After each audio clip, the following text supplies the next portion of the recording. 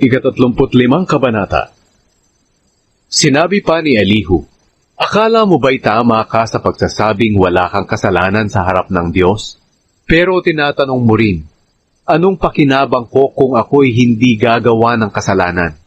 Sasagutin kita, pati na ang iyong mga kaibigan. Tumingin ka sa langit, at tingnan mo kung gaano kataas ang ulap. Kung magkasala ka, hindi iyon makakaapekto sa Diyos, kahit patuloy ka pang magkasala. Kung matuwid ka, ano naman ang kabutihang maibibigay nito sa Diyos? Ang maaapektuhan lamang sa ginagawa mong mabuti o masama ay ang iyong kapwa.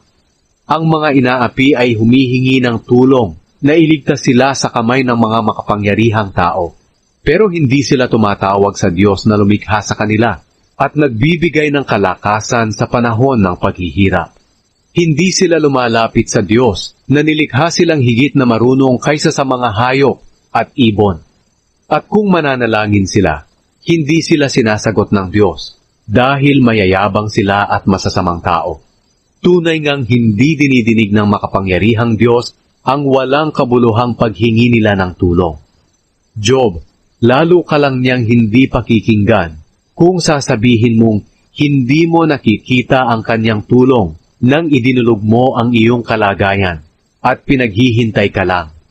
Sinabi mo rin na hindi nagpaparusa ang Diyos kahit galit siya at hindi niya pinapansin ang kasamaang ginagawa ng tao. Job, walang saysay ang sinasabi mo. Talagang malinaw na hindi mo alam ang iyong sinasabi.